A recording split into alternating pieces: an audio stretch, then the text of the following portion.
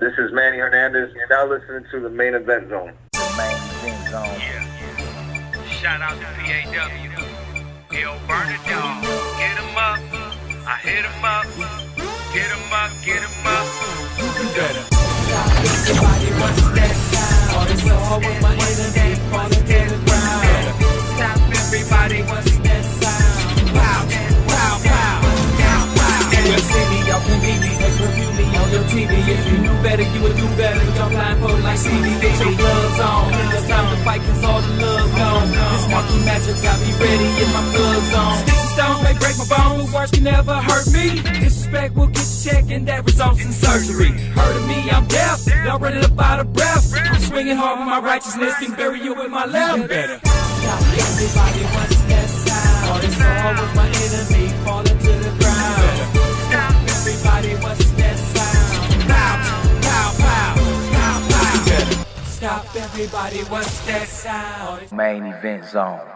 You know what it is. What's going on, Fight World? It's your boy PAW, and now you're, of course, in the Main Event Zone. The Main Event Zone is the spot to be. Make sure you are tuning into our boxing Facebook group. So definitely check that out. Put in the Main Event Zone for Facebook groups, and then from there you'll see us. Join the conversation. Always a good time. And now today for the show, I figure I will remove the curtain. I will take you behind the scenes. I have a actual boxing manager, the man who is single-handedly creating the future of boxing because his clients are the sons of legends. I'm talking Hector Camacho Jr.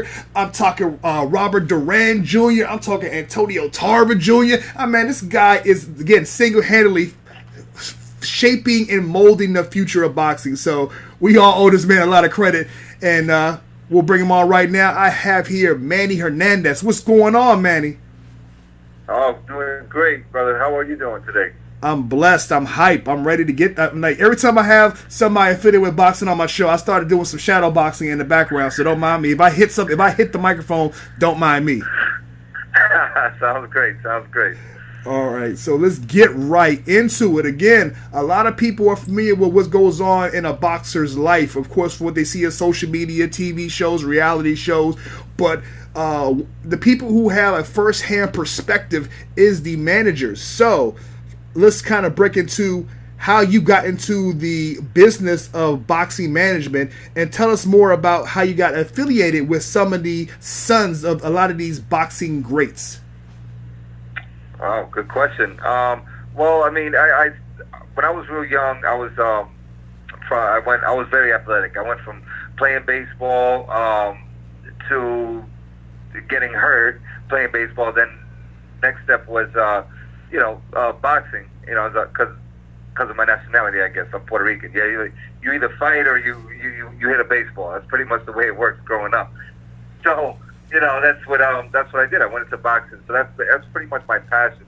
I went into different endeavors as far as business goes, but I've always been in the entertainment industry in some way, whether it be on the production aspect of it, to the promotion aspect, to etc. So from there, I took a lapse about 10 years ago. I took about two years off just to think about what I need to do, as far as my career goes, and then from there I went, I thought about it and I said, you know what, let's go into my passion, which was boxing, so from there I connected with Hector Camacho Jr.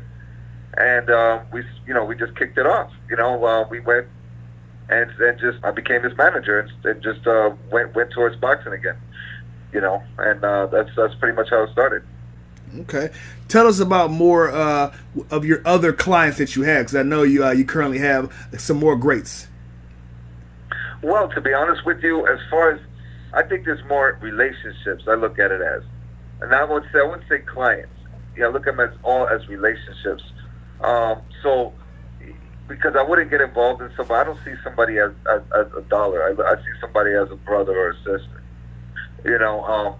So, and what we do is we kind of dive into their career, or we work on it together, because I have their best interest at heart. Not everybody does.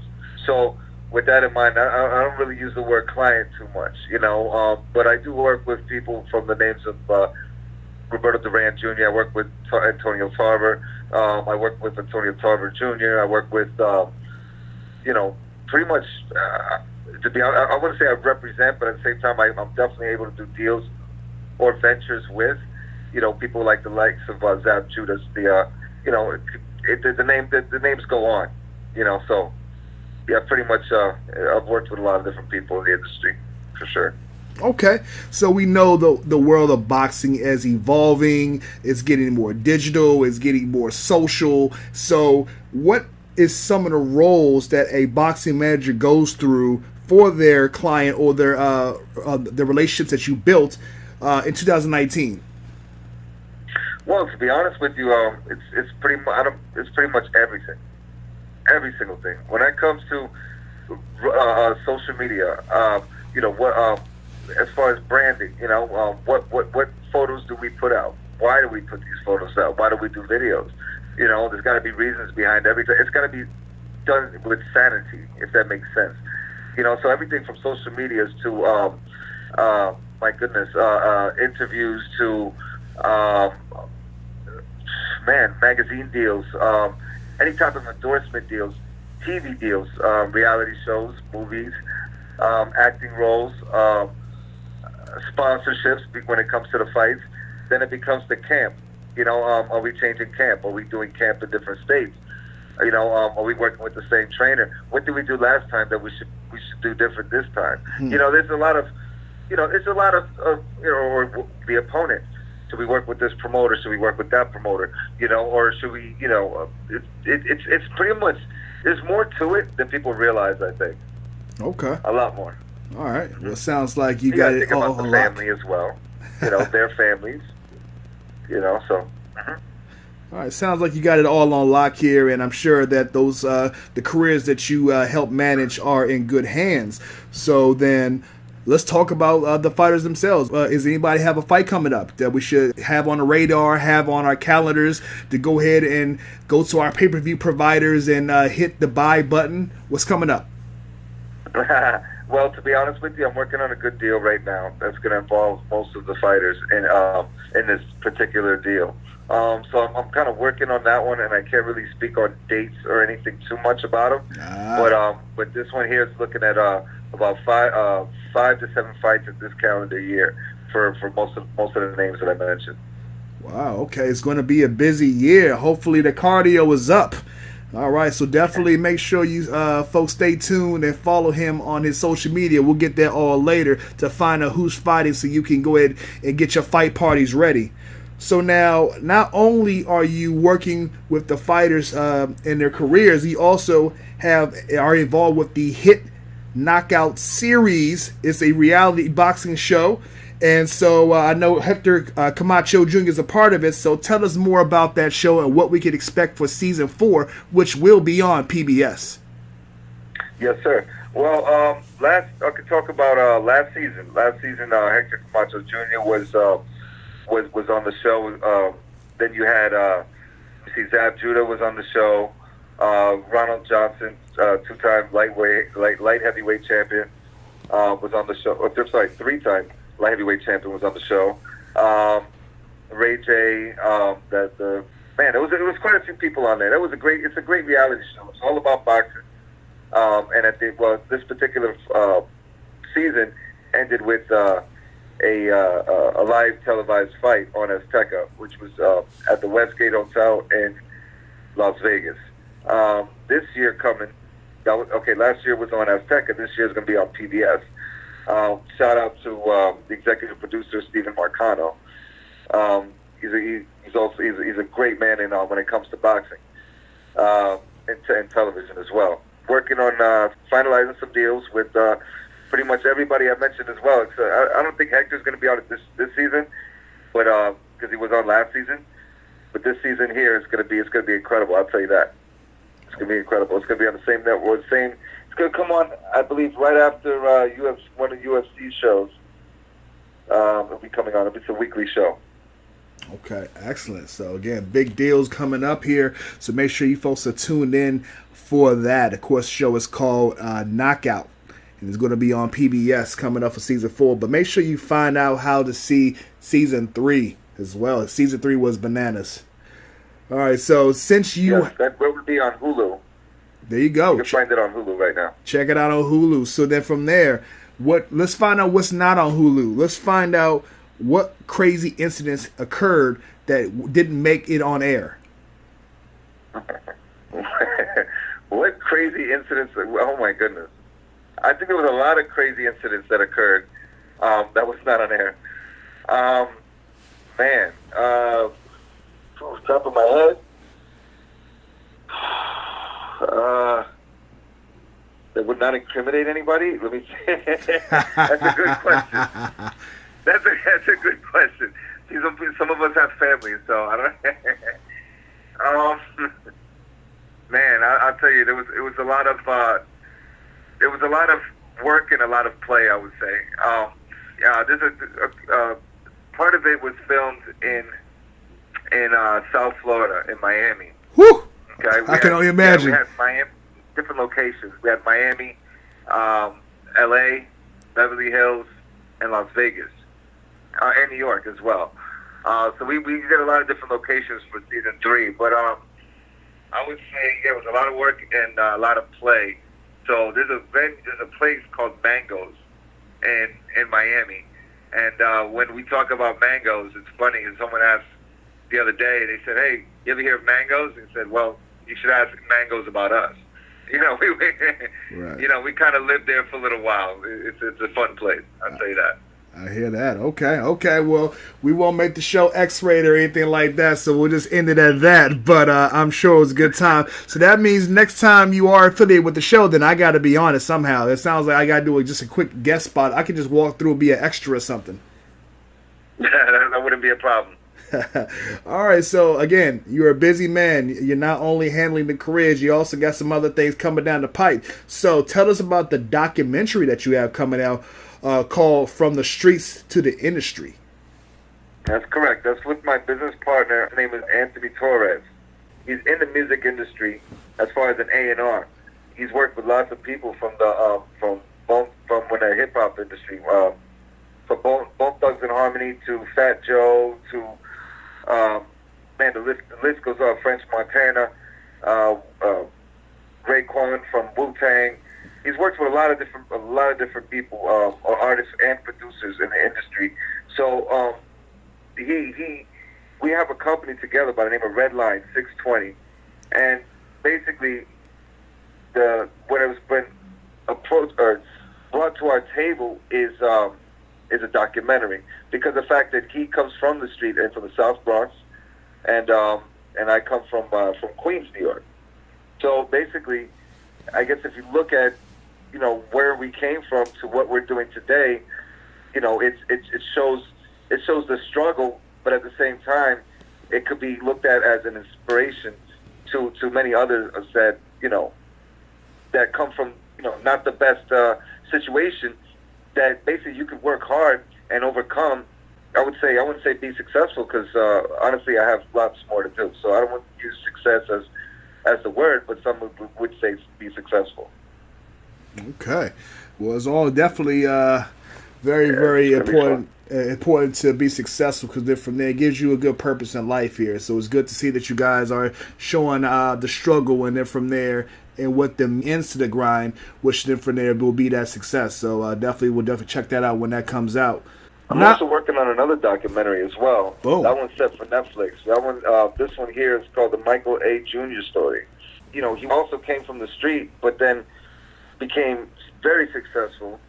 Okay, and then from there, he got introduced to opioids. Wow. Okay, and from there, his story goes, I wouldn't say down, but it goes through a lot of trials and tribulations, from losing loved ones to getting in trouble himself, and then from there it goes back up again to where he becomes successful and is now has his own foundation for raising opioid aware for opioid awareness to it's actually due to it's part of our event in LA. You know, most of the proceeds go to his foundation. So, you know, he's doing very well right now, extremely well. He's actually, you know, one of my great partners. I mean, we've already talked about a lot, but let's get a little bit more from you. So, what other endeavors are you a part of that the world needs to know about? Well, I also have that has nothing to do with boxing at all, you know, or A-listers right now at the moment. But I have a jet ski rental company right here in Miami. We just opened that about 2 months ago. We're doing that. I'm doing, to be honest with you, there's going to be a lot being done this year. There's a lot of things that's in the works right now. I actually might bring out a female, might be the next female boxer champion at 140 pounds. I might be bringing her out very soon. Uh-oh. Any sneak peeks so the bookers can get the money ready? I don't know if I could do that yet. I don't know if I could do that, but okay. I don't know, man. But I tell you what, she's incredible.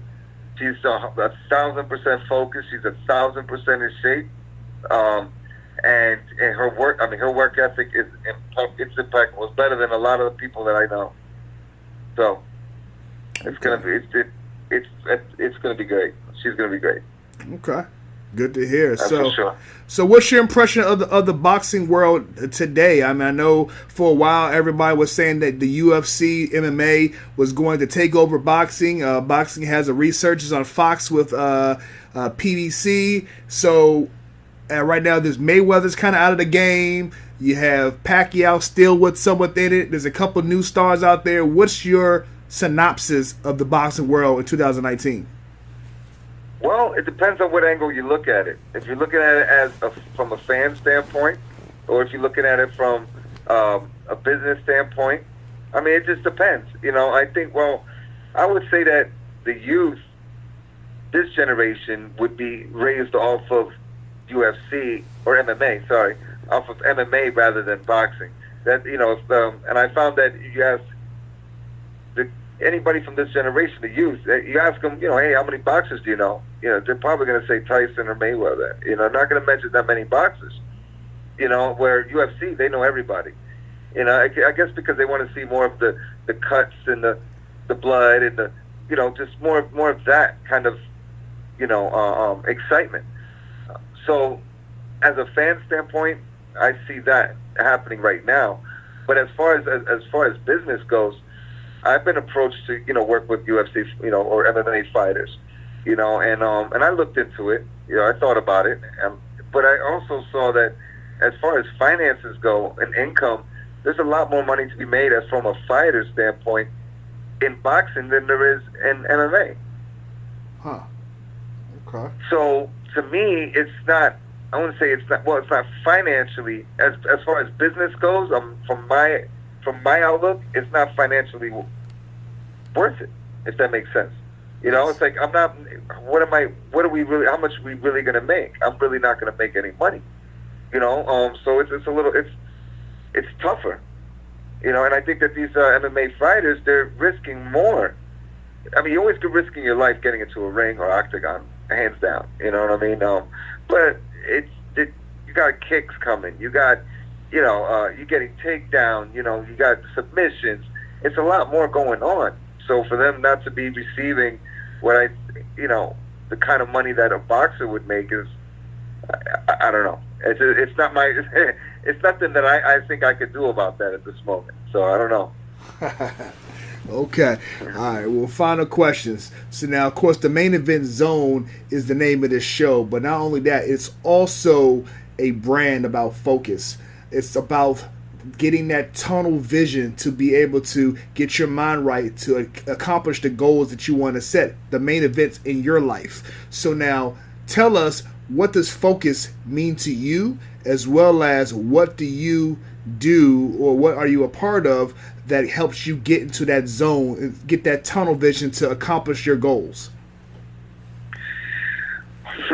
Well, as far as what is focus means to me is everything has to shut down. Everything has to shut down. nothing else matters, in a sense. Man, it's belief. You have to believe in something, first of all. You got to believe in it. You got to know it. You got to understand it. You got to create it. You have to obsess it. Okay? You have to eat it, breathe it, sleep it.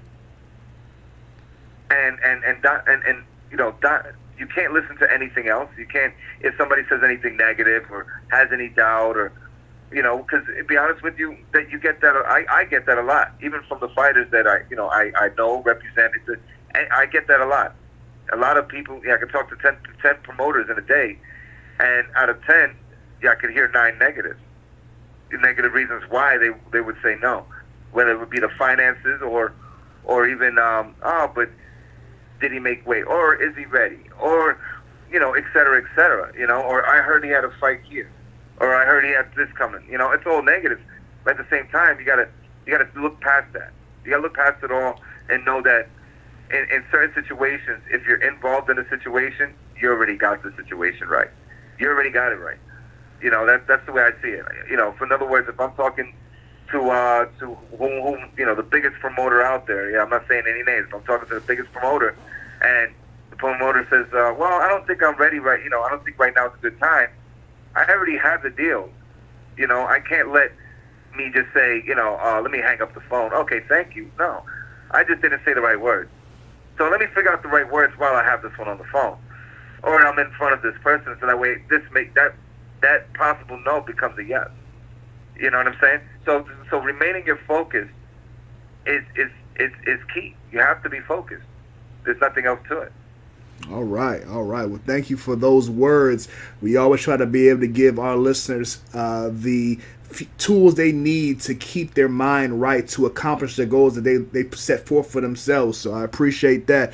Mr. Hernandez, thank you very much for dropping in and telling us about the world of boxing through the eyes of a manager. And definitely, folks, take heed to some of the fighters that he's managing, some of the events that he's a part of, as well as keeping an eye out for anything else that he has going on. Make sure you follow him on social media that he gave earlier. If not, to hit replay and listen to this whole interview all over again.